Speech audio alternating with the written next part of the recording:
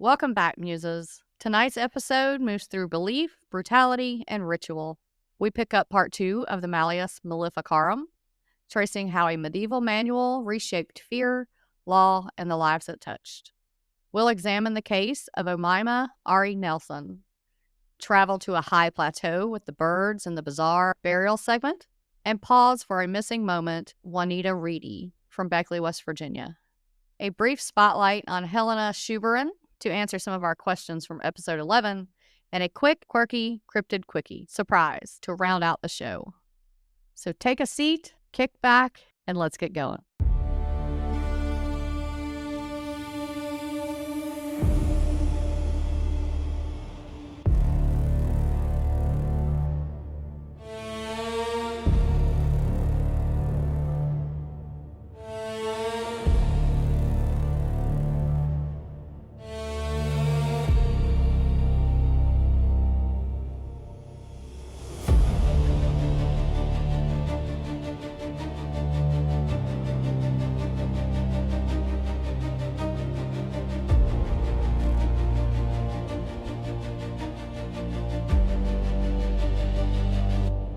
Hey, y'all. Welcome back. I hope everyone is doing amazing. How are you, Amy?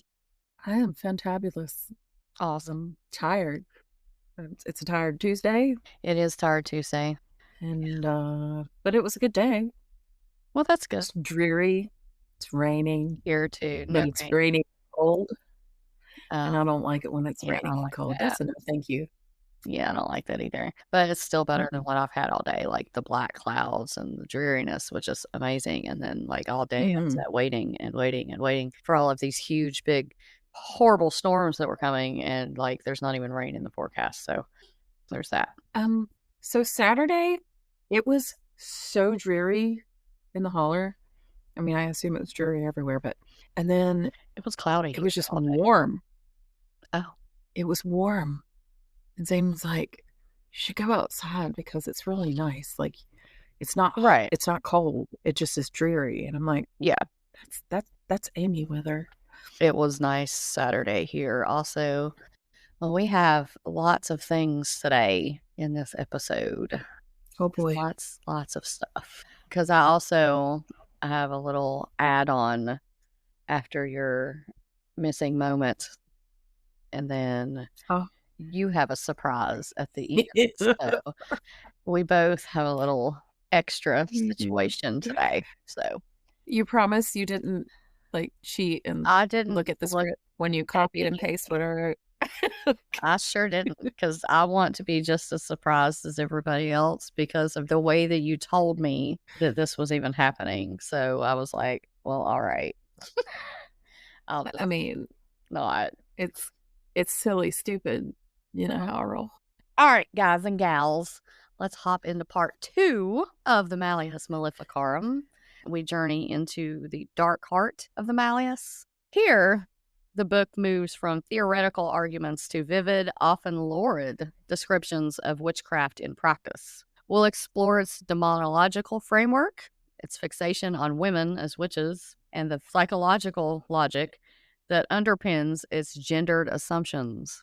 We'll also trace the intellectual sources that shaped its vision of diabolic witchcraft.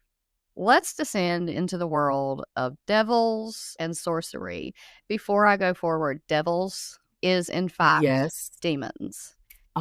They didn't really know what else to call them at the time. I forgot to insert that. So we know it's not many devils. It's the devil and his minions, so to speak. So lowercase is demons and capitalized is the one. That makes sense. Okay. All right. Thanks for that. You're welcome. So the demonological revolution, witches as Satan's puppets. The Malleus Maleficarum did not invent the idea of the witch, but it did crystallize a new, more terrifying concept of witchcraft. Earlier treatises, such as Johannes Nader's Formicarius in 1435, had begun to associate witchcraft with women, but the Malleus took it further, presenting witches as members of a malevolent society presided over by Satan himself. So he took it that extra step. So this Johannes Snyder, he don't have his cornbread done in the middle either?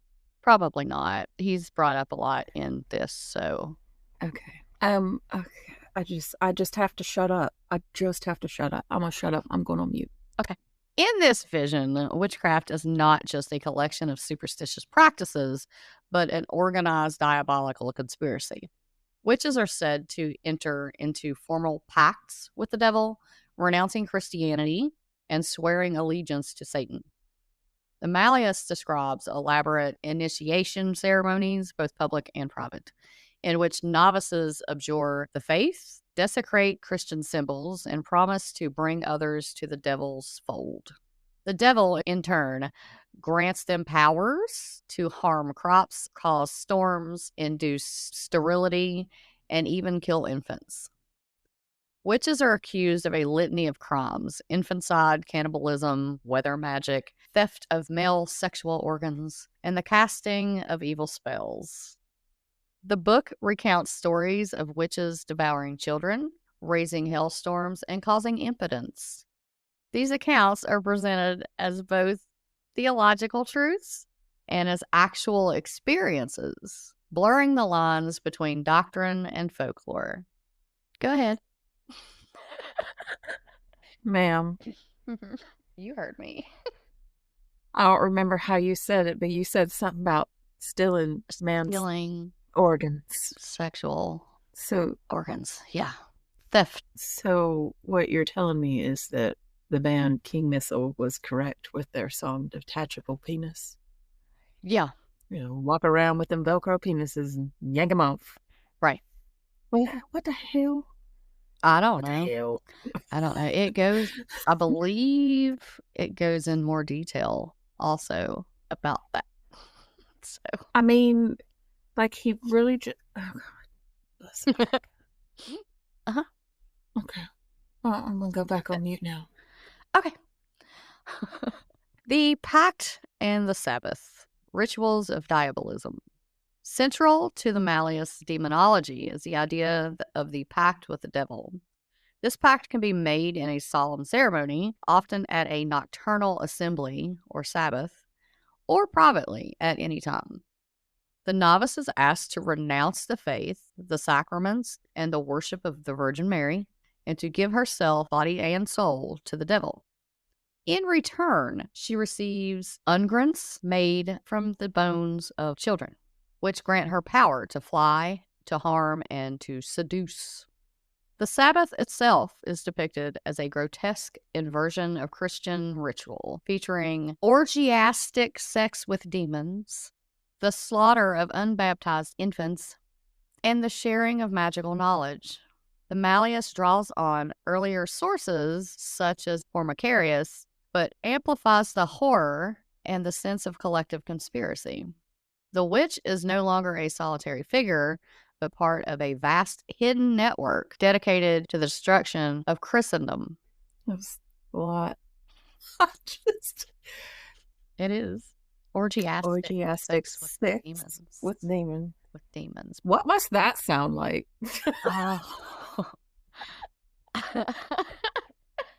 Is there lube? I am personally gonna just throw it out there that I feel as though that would sound like a really, really good black metal album.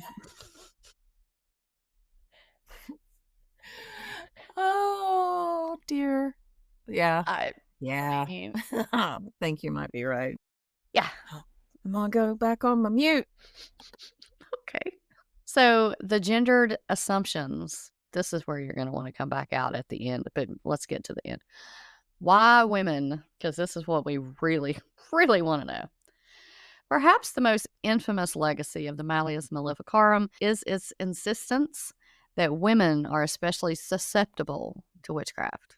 Kramer devotes an entire section, question 6 of part 1, to explaining why a greater number of witches is found in the fragile feminine sex than among men. His arguments are a blend of biblical exegesis, classical misogyny, and contemporary medical theory. Women, Kramer claims, are more credulous, more impressionable, and more carnal than men. Their, quote, slippery tongues and, quote, inconsistent minds make them easy prey for the devil. The very formation of woman, he argues, is defective. She was made from a bent rib, and her nature is to deceive. The etymology of femina, he asserts, means less faith. All witchcraft, he concludes, comes from carnal lust, which is insatiable in women. Midwives are singled out as especially dangerous, accused of killing infants, procuring abortions, and offering newborns to the devils. The Malleus codifies the stereotype of the witch as an older, marginalized woman, often a healer or a midwife, whose knowledge and independence threaten the patriarchal order. Wah. Maybe I don't like this filler. I do not either, and we're going to learn in my little bonus thing later what exactly happened with Helena. Stop. Yeah, I found it. I'm so excited now. This guy's You should be, because this just got way better. Oh, is she a kindred spirit? Good for her, whatever she did. All right, so the psychology of female susceptibility. Prepare yourself. Kramer's arguments go beyond simple misogyny. They construct a psychological theory of female susceptibility to witchcraft. Women's physicality, he claims, makes them more prone to error, changeability, and collaboration with evil. Their carnality is both a cause and a symptom of their spiritual weakness. Even their linguistic abilities, their, like I said, quote, loose tongues, are seen as vectors for the spread of witchcraft. The only way for a woman to avoid becoming a witch, according to the Malleus, is to embrace a life of devout chastity in a religious retreat. I'm sorry. Okay. Then how does he expect the human race to continue on? Right. Yeah. And, how's your mom, Kramer? Mom good? How is she? Your mom and him? Like, his mama shamed him. That's what his mama is. Maybe it goes back further than Helena. Oh. I don't know.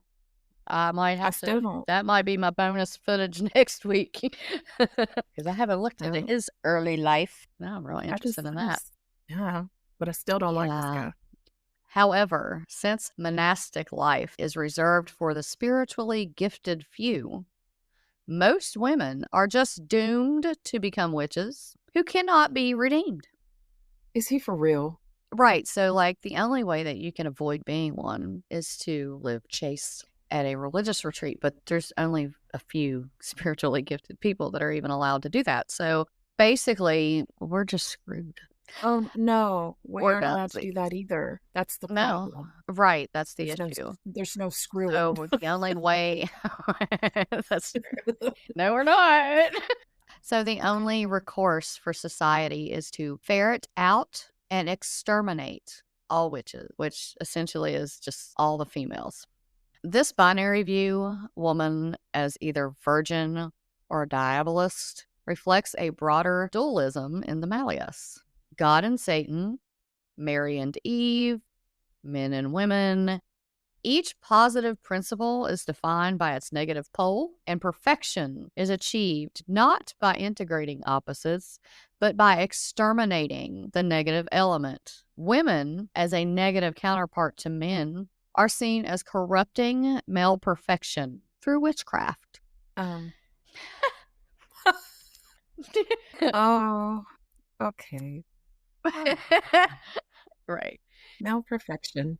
The giggle that I giggled when I first typed that part out, because okay.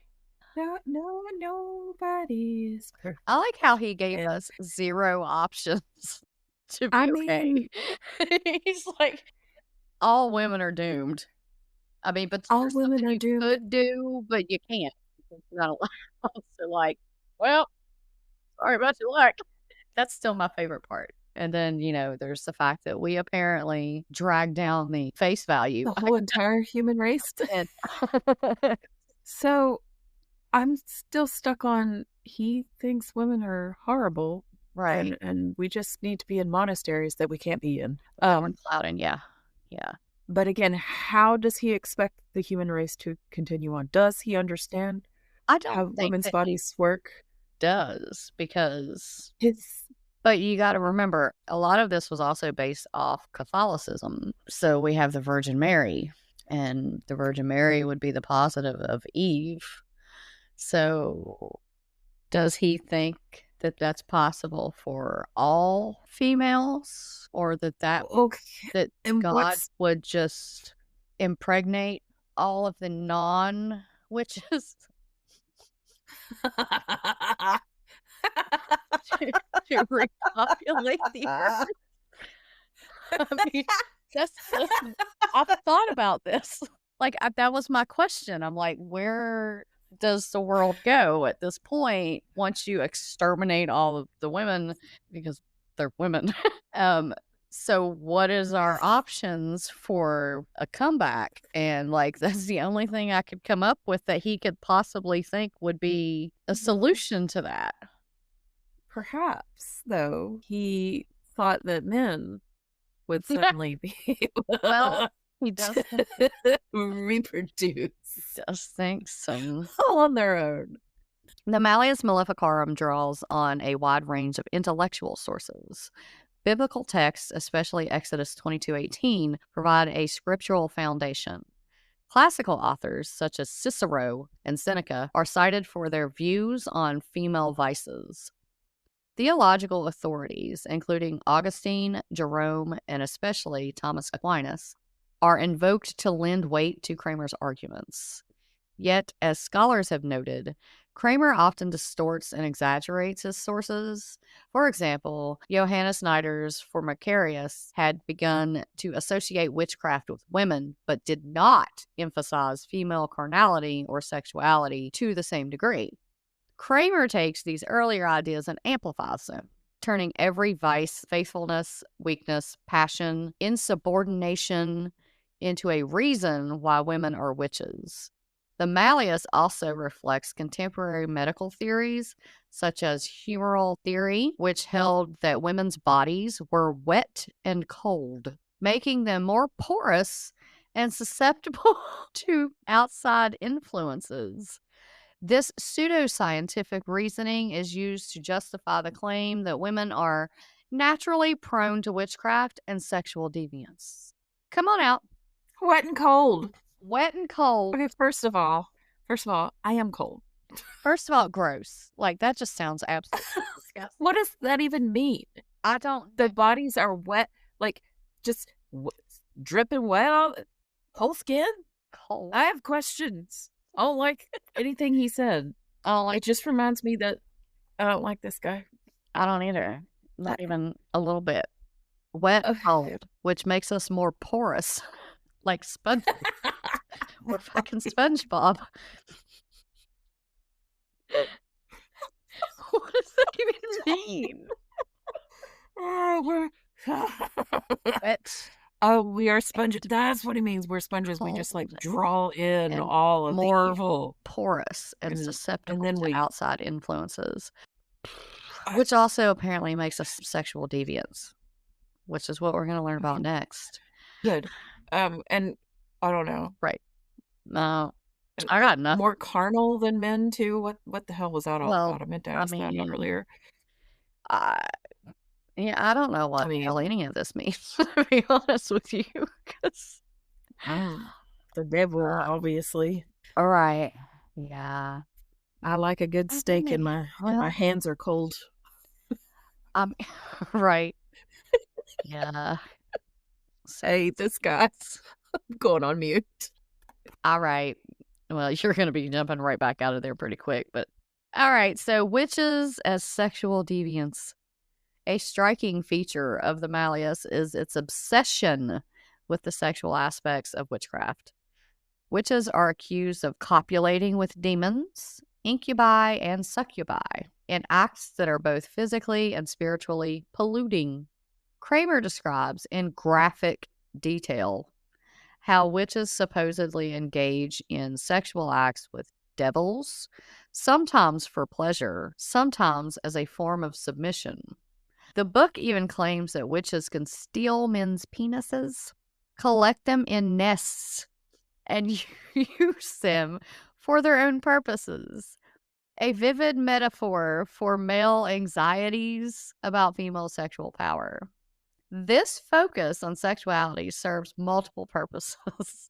It reinforces the association between women and sin, justifies the harshest punishments, and provides a titillating spectacle for readers.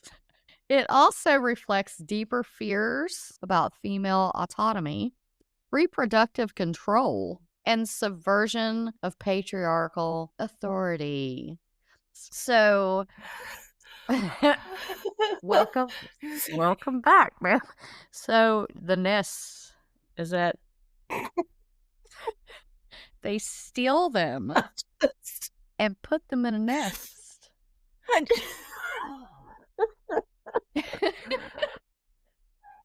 You know that I now have a craft project. Can't wait. All craft projects. I'm making that. I can't with this guy. Tomorrow. This guy 100% believes the whole idea of vagina dentata. Oh, He's absolutely. scared. Yeah. He's scared of it. Well, and just let me. How are we snatching it off? Is it just coming off?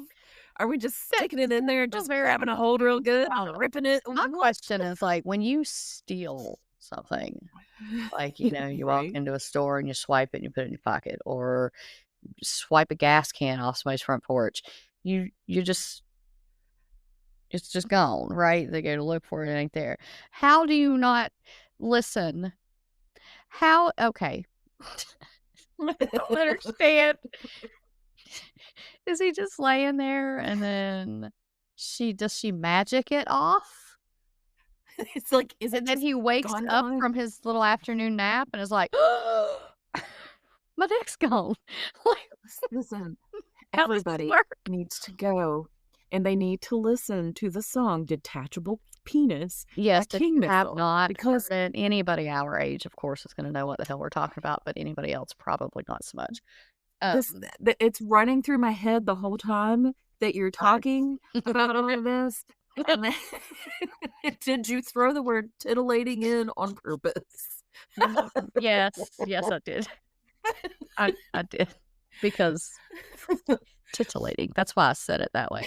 I saw your response, and I was like, "Oh, that was worth it."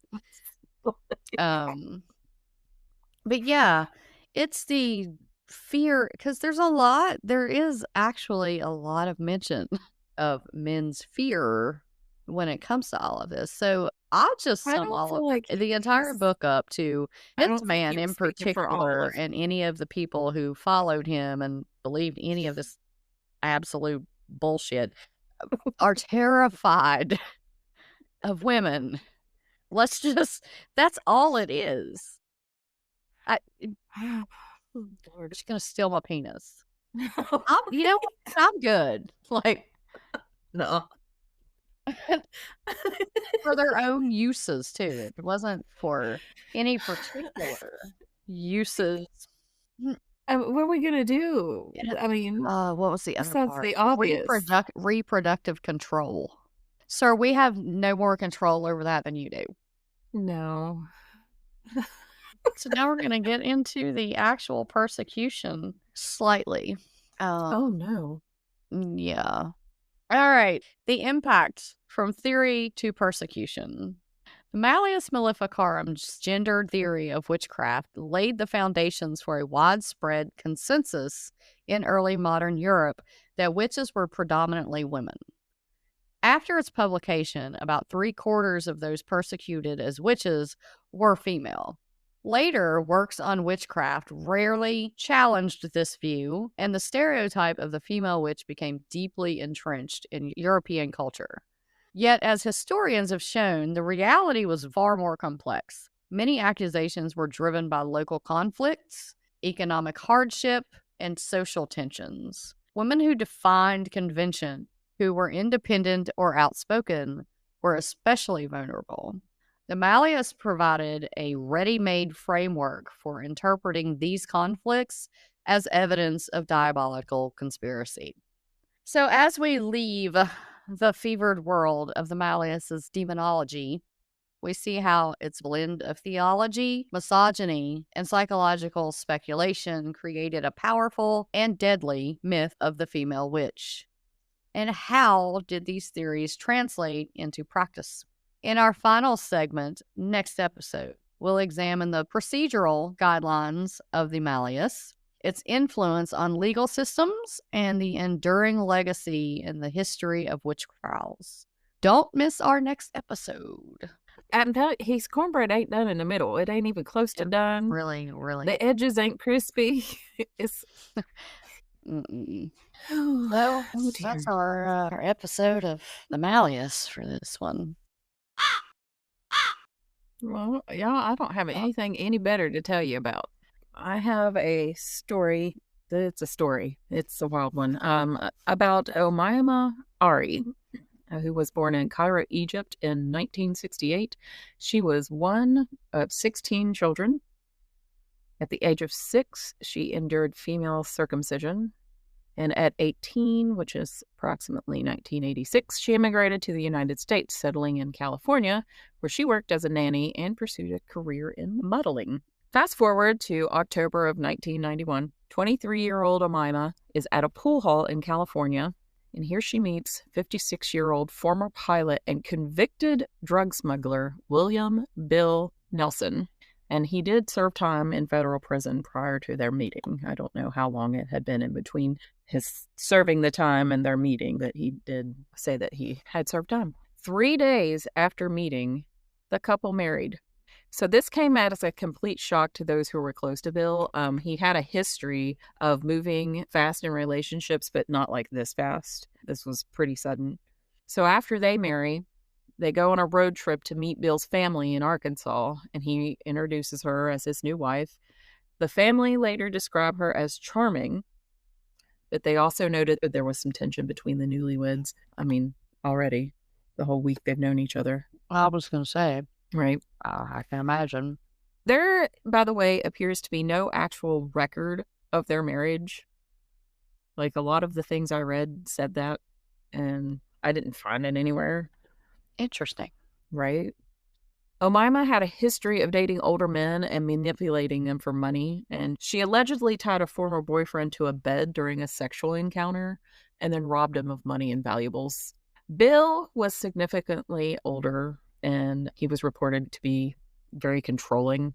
Omaima claimed that he physically and sexually abused her from the start of their marriage, but first 3 days that she knew each other, that wasn't happening. I'm just very confused. Right. Upon returning from their honeymoon, they settle into Bill's apartment, which is in Costa Mesa, California. Now we're going to fast forward to Thanksgiving Day, 1991.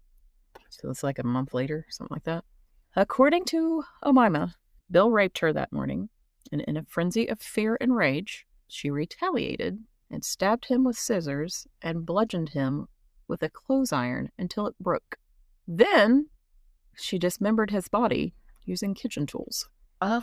She boiled his head, fried his hands, and allegedly cooked his ribs in barbecue sauce. They weren't able to determine if cannibalism actually took place, but she did later tell a psychologist, "I cooked him. I ate his ribs." Go ahead. I think the frying of the hands got me a little more than it should have. And here's another thing. They live in an apartment. I need a description of, like, what style of an apartment, because this isn't like your shoebox. Well, also, no, probably not. And that's what I was going to say. Also, the fact that if he was raping her, stab him up whatever. Not cool either, but you know what I mean. By all means, defend yourself. Yes. However, How does one break a clothes iron, first of all? And I still feel like there's going to be a lot of sounds yes, ma'am. coming from that Yes, ma'am. apartment. Like both during his part of things in the beginning Mm-hmm. and all that followed. Yeah, I am confused. Okay. You are just as confused about the same things as Yeah. I was. Okay, let's see. Over the next few days, Omaima attempted to dispose of Bill's remains. She stuffed body parts into garbage bags and scattered them across the apartment. So I'm thinking the apartment had to have been fairly large if she was just scattering them That'd be about. pretty sizable. You're not just scattering garbage bags of anything. She called on an ex-boyfriend, and when I say called on, like she went there. Okay.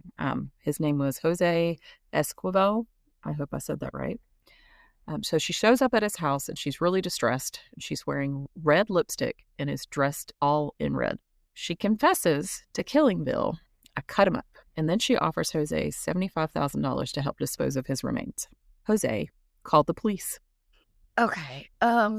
First of all, I wonder if she had $75,000 That was another question. because Like, did he already?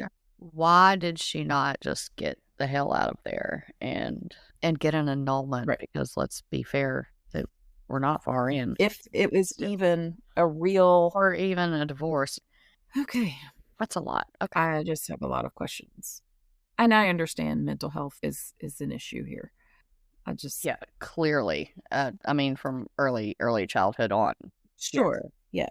But Upon entering the apartment, police were struck by an overwhelming stench and bloodstains throughout the apartment. The scene was chaotic, furniture overturned, blood on the walls and the floors, and signs of a violent struggle. So again, how big is this apartment? right. Where is it located in a building? How did no one hear any of this? What the hell? Because remember, I said over the next few days, okay? Yeah. So all of that violence happened. Evidently, no one next door or underneath or over top. No one heard all of the kerfuffle go on Thanksgiving Day. And no one knew anything until Jose called the police. I call bullshit on that. Right? Yeah. Yeah. Those are more of those people minding their own damn business is what that is. Yes, that's nobody wants to get involved. There's no way. The police made some gruesome discoveries, of course. Trash bags scattered around the apartment contained body parts, including Bill's legs and torso. His head was found in the freezer, wrapped in foil and stored alongside frozen vegetables. His hands had been deep fried in oil, and his ribs were allegedly cooked with barbecue sauce, though, again, they could not determine whether or not she ever actually ate any parts of him. They also found the broken clothing iron and the scissors that they believe she used to stab Bill with. Veteran officers described the scene as one of the most disturbing they had ever encountered, and they said that she was really calm but evasive. And like when she would speak, she would say like fragmented sentences that were like really disturbing, I guess. Right. She was arrested at the scene. I would imagine so. Due to the complex nature of the case, her trial didn't begin until 1993, so time was needed for some psych evals, legal motions, and then preparation of the forensic evidence. Her defense centered on claims of mental instability, past trauma, and self-defense. She underwent multiple psychiatric assessments to determine her mental state at the time of the murder and her competency to stand trial. And those evaluations take time and usually involve expert testimony, and that can delay proceedings. So that would be part of the reason why it took so long. She was diagnosed with PTSD stemming from her early life experiences, which included the female circumcision, which is why I included that whenever I started this segment. And that is, I mean, I understand it's a cultural thing. I'm sorry. That's terrible. Yeah, I can't even comprehend. Physical abuse from her father and a chaotic upbringing. Signs of borderline personality disorder were noted. Psychologists also highlighted the impact of cultural dislocation and her struggle to adapt to life in the U.S., noting that she had relied on relationships with older men for survival. Omaima's defense also argued that the alleged sexual assault by Bill that morning triggered a psychotic break, and it caused her to lash out violently, which, I mean, of course it would. That's kind of where my head's at. Yes. I mean, if he had been doing that previous to this, and then this one, she just snapped, it makes sense. Right. So basically, her defense goes for self-defense. The prosecution acknowledged her trauma, but argued that her actions, the dismemberment, the cooking of body parts, and the attempted bribery to help cover up the murder or dispose of the body, they were calculated and they were not the result of temporary insanity, which makes sense. Yeah. She was clear enough of mind to be like, oh, I've done bad. Let me get some help. Right. Yeah. But not help in the way that perhaps she needed. Yeah. So ultimately, the jury convicted her of second-degree murder, suggesting they believed the crime was not premeditated, but also not justifiable.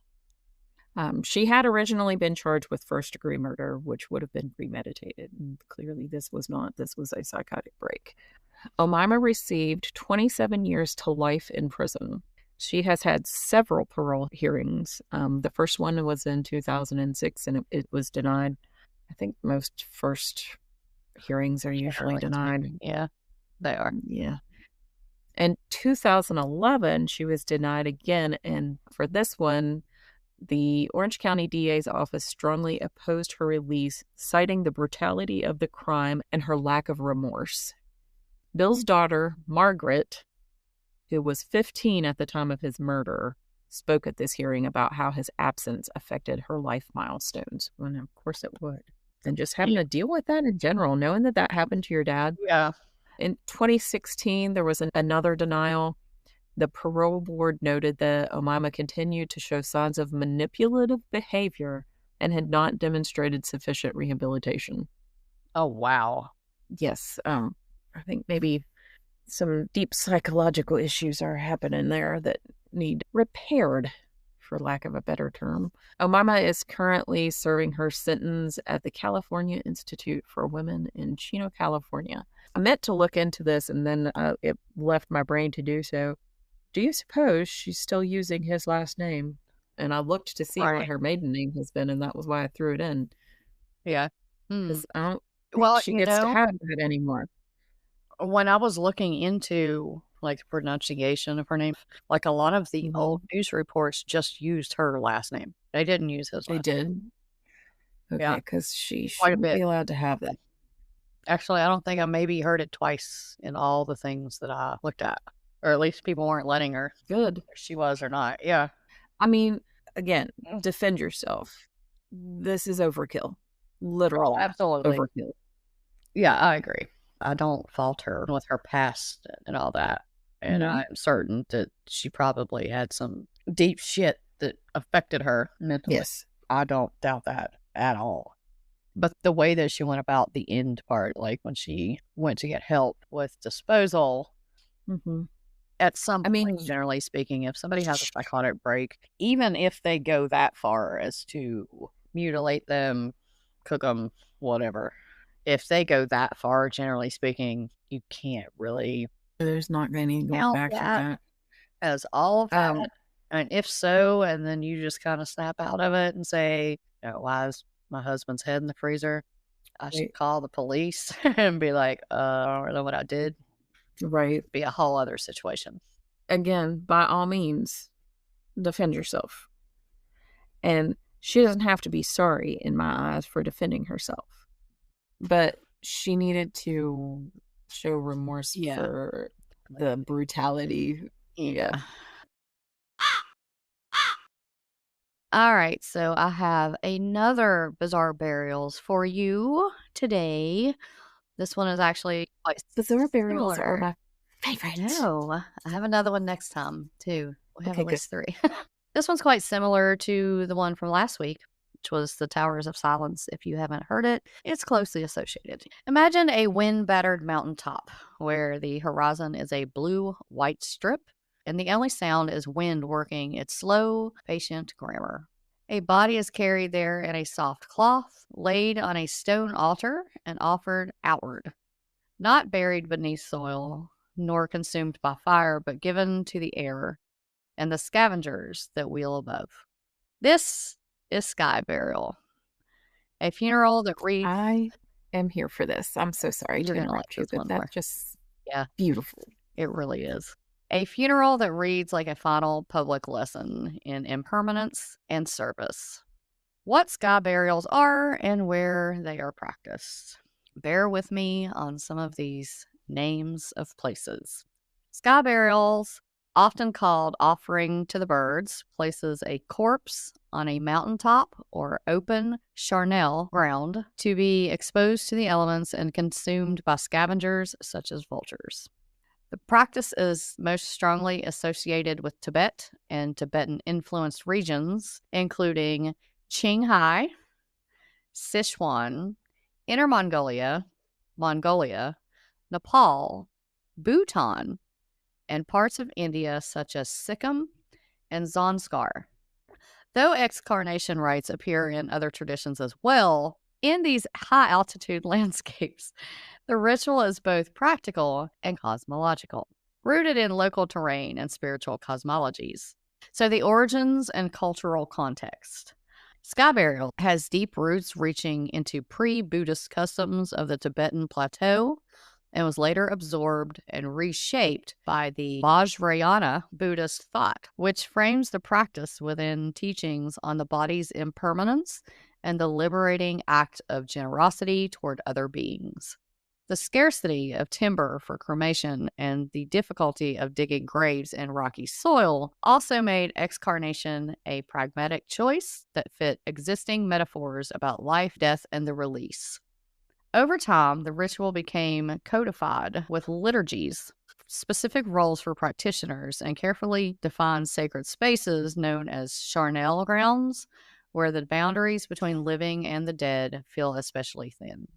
So the beliefs, meanings, and the ethics of offering. At the heart of sky burial is a layered logic.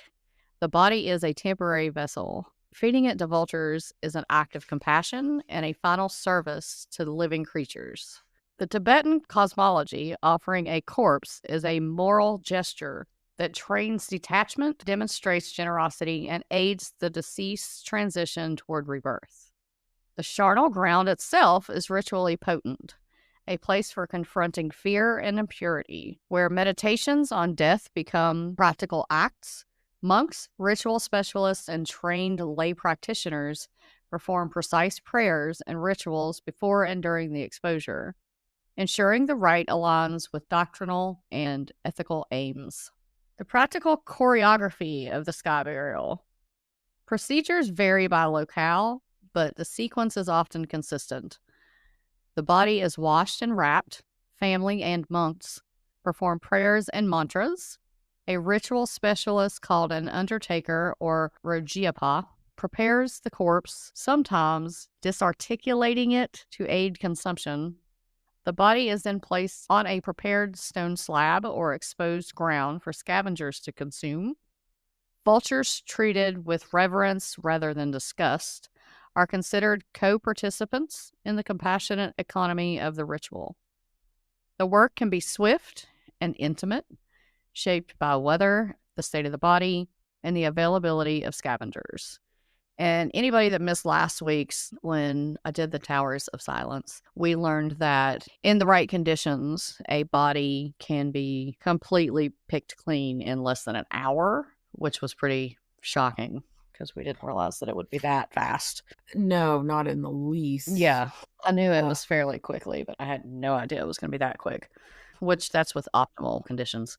This is beautiful. No, I always liked this one. So the regional variations and comparisons with other excarnation rites. While Tibetan Jator or Shator is the most documented example, similar logics appear in other traditions. Zoroastrian Dakama rites expose bodies to stone, towers of silence, where scavengers and the sun decompose the remains. reflecting a different theological concern about pollution than the Buddhist emphasis on offering and impermanence. Across regions, there are variations in who may receive sky burial, the role of caste or status, and whether portions of the body are ritually prepared by specialists. In some Himalayan valleys, the rite remains a living part of community life. In others, modern pressures have curtailed or transformed the practice. So the myths, narratives, and symbolic resonance. Sky burials produce striking images that feed both reverence and sensationalism.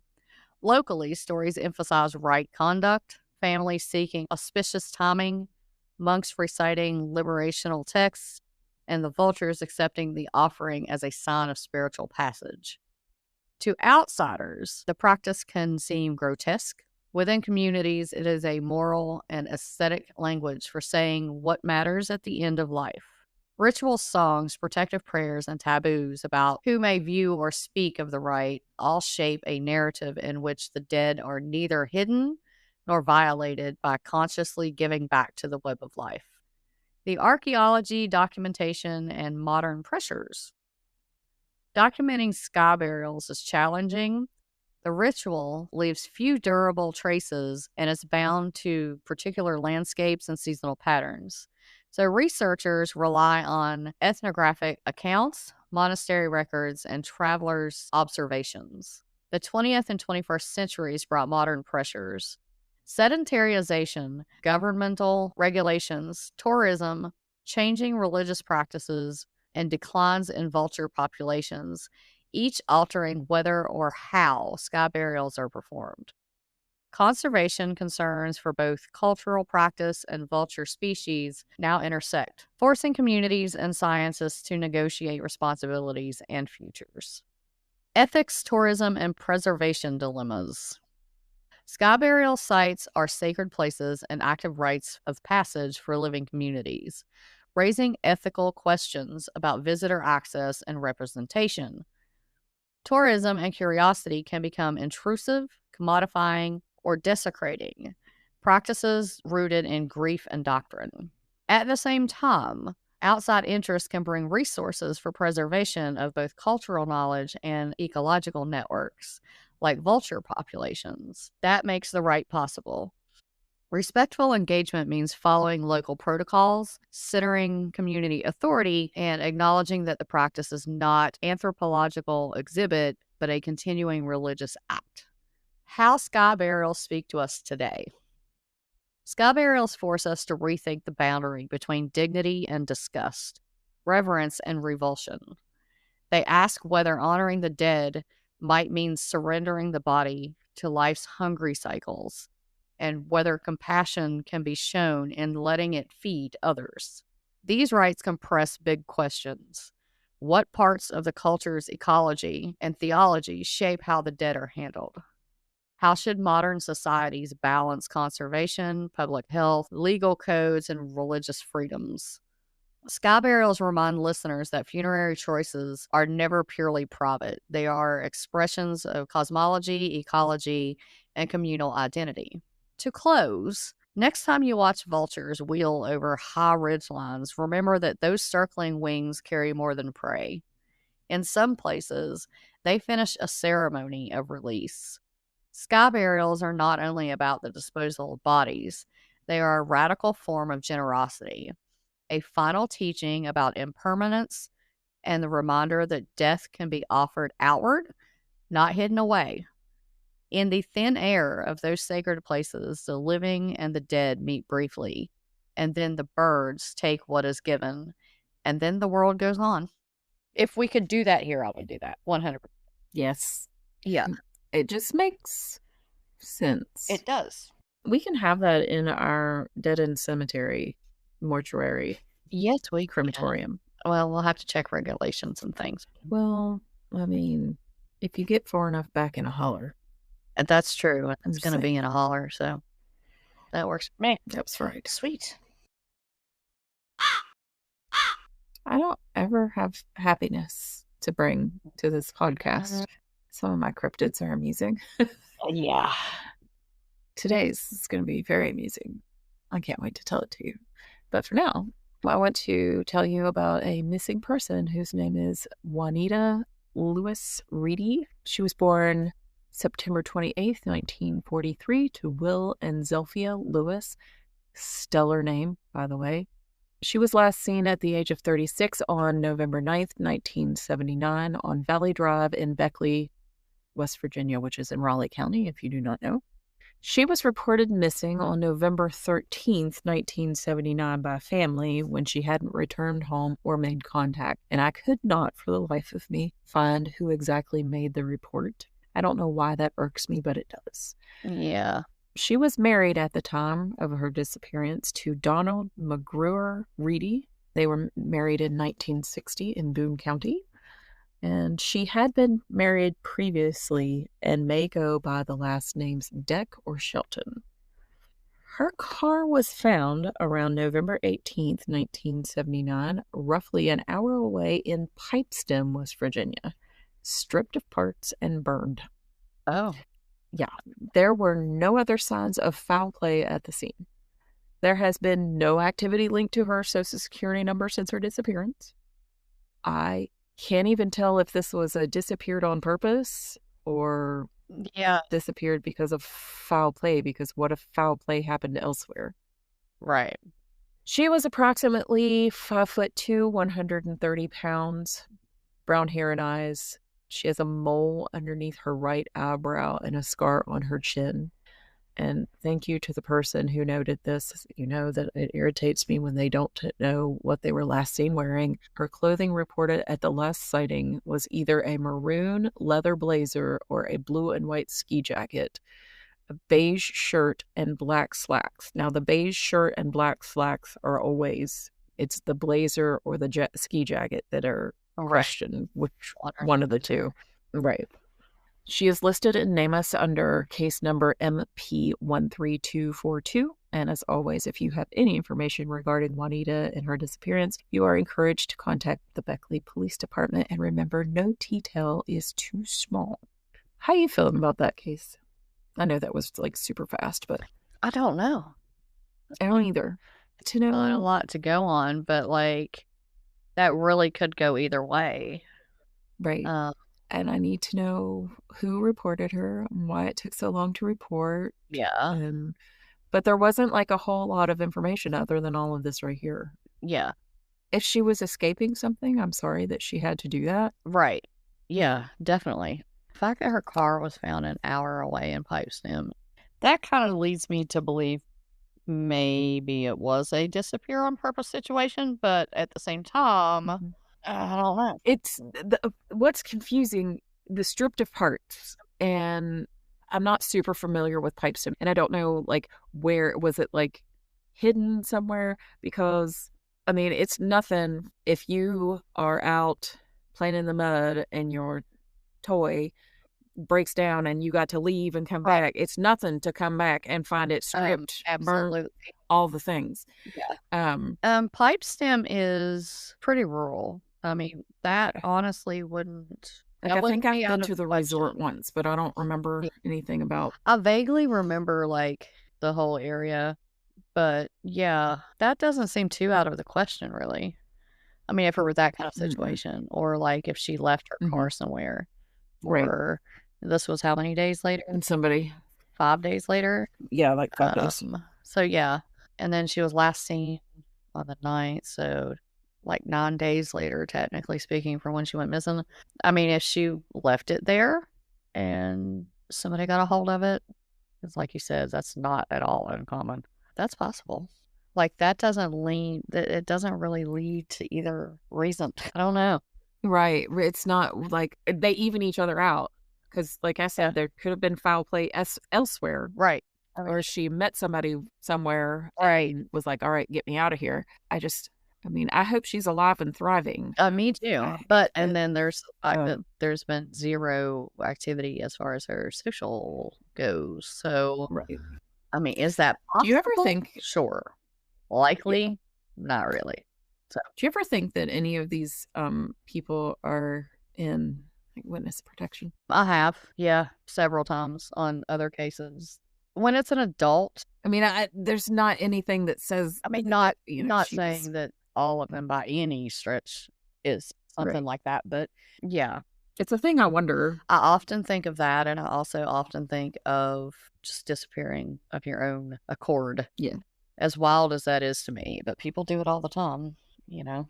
And it's not even the disappearing on your own accord thing that I have a problem with. It's just literally not letting anybody know. I don't know. It's people just doing the most Irish of goodbyes. I mean, yeah.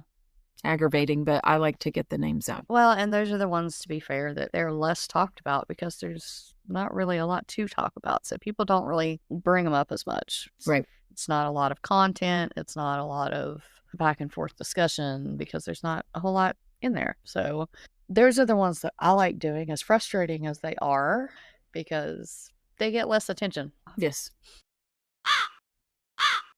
So now I am gonna, this is my little bonus content for you. This is gonna I'm be excited. about Miss Helena Sheuberin and who she was and what may have started old Kramer on his trail of bullshit. So It's yeah. the worst. God, he's awful.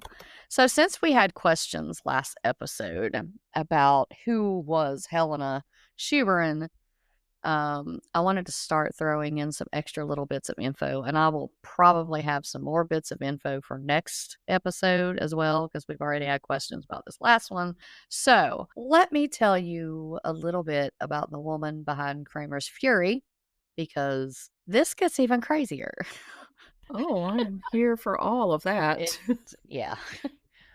So Helena How could it Sheuberin, possibly? listen, I was just looking into it and I was like, this is totally going into the next segment because I can't not put this in it. I feel like she's a kindred spirit already. Oh, you're going to love her. So Helena Sheuberin, she lived in Innsbruck and was married to Sebastian Scheuber, described as a prosperous burgher, which placed her in the urban middle class rather than among the rural poor women typically associated with witchcraft accusations. Before I get into the meat of this, let me also point out that her husband, Sebastian, or Helena, because I couldn't get a definitive answer on this, was accused of passing Kramer in the street at some point previous to any of this and spat on and cursed him publicly. Fie on you, you bad monk. May the falling evil take you out. So this was well before. I'm going to assume it's her, not her husband, but neither of them liked him. So, Okay. and this was well before this even started. So here's a little bit about her trouble that she was in. So in 1485 was her trial. Kramer accused Helena of witchcraft, including claims that she had used magic to harm or cause the death of Jörg Spies, a noble knight with whom she was said to be having an affair and whose illness Kramer linked to her alleged sorcery. Contemporary accounts portray Helena as an assertive, independent woman who publicly opposed Kramer's sermons and doctrines. Yes, there it is. Independent woman. That's it right there. Assertive, independent. Assertive. Oh, we aren't allowed to have assertions. No. So Kramer recorded incidents where she avoided his sermons and criticized his preaching about witches. The proceedings in Innsbruck concluded without a conviction for Helena. She was effectively acquitted, an outcome that frustrated Kramer and is widely regarded as motivation for his harsher anti-witchcraft campaign that culminated the Malleus Maleficarum. Kramer used the Innsbruck events, including his conflict with Helena, as part of the impetus for publishing the Malleus in 1487, a treatise that had a long and damaging influence on witch hunting in later centuries. Helena's story has been revisited in modern scholarship and art, sometimes framed as a story of an independent woman wronged by zealous inquisitors. Her trial has been dramatized in stage works and discussed in historical essays reflecting on Kramer's legacy. Helena's case is important because it shows how local social conflicts, gender, and religious authority into the creation of one of the most influential witch hunting manuals in European history. So that is who Helena was and what sparked his whatever the hell. I believe you said, and I quote, that she hurt his fifis. She hurt his fifis. So it wasn't his tiny penis in this instance, but metaphorically speaking, she hurt his fifis. So therefore, yes, that's still the equivalent. If he was a bad monk. It was the vocal equivalent of the tiny penis. So how do we know he didn't make a pass at her and that's why she called him a bad monk? Yeah. That's as much of the story as I could get, but it is well documented that either her or her husband said it and spat on him, which is glorious, and that they both apparently were very, very opposed to his sermons and his stupidity and all of that well before he got going on this book. So he was being rejected by not just her, but her husband. So far, I've literally just found the one woman. All the other people who are doing this are men. So. Okay. Just saying. Okay. So all of this stems just from the one woman. Everybody else that's, laughing him out of town and telling him he's crazy and okay, bye. That's all men. Did it say whether or not, it didn't say what she did it, like was she a midwife or was she an herbalist? Or no, she was not. As far as I found, she basically was just, she stayed at home. Okay. She was a housewife? Yeah, housewife. Not that I've seen anyway. I think there was some mention of like selling goods at the market and stuff, but I don't remember if that was, I would assume that would probably be her versus her husband, so. Baby, I have a cryptid quickie for you. Okay. The legend of Gobble.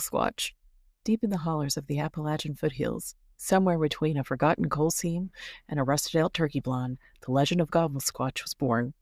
Locals say it started in the 1800s when a moonshiner named Elmer Trotter tried to breed the perfect Thanksgiving bird, big enough to feed a whole town, smart enough to avoid the axe, and mean enough to guard his still. He succeeded too well. The result was Gobble, a 9-foot-tall feathered monstrosity with drumsticks like tree trunks, a snood that glowed red in the moonlight, and a gobble so loud it could curdle milk and shatter cornbread.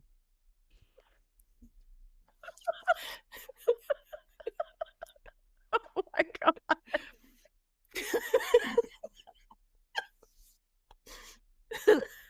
The night Gobble stole Thanksgiving, as told by Cousin Dale, who swears it happened just last year.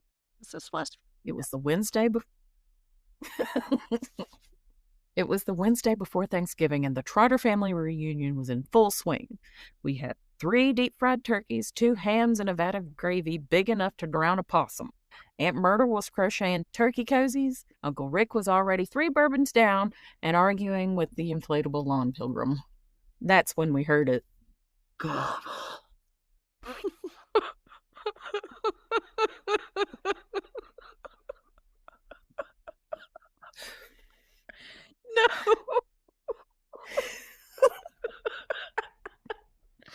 Absolutely not. Not a normal gobble. This one had bass. It rattled the windows and knocked the deviled eggs clean off the table. Oh, no. Not the deviled eggs. We ran outside and there it was, Gobble, standing in the garden. Eyes glowing like cranberry sauce, left too long in the sun. He was wearing a stolen apron that said, "Kiss the cook," and dragging a gravy boat the size of a canoe.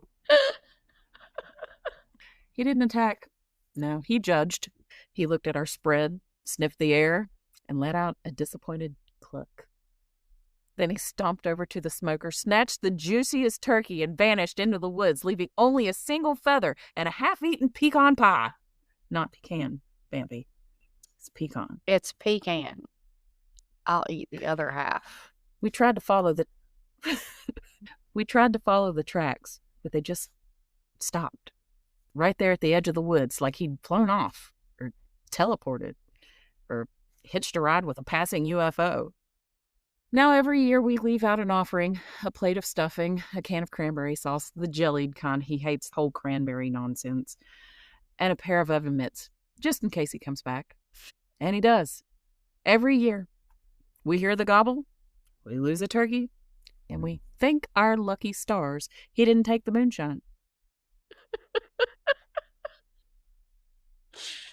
Yeah, this is West Virginia.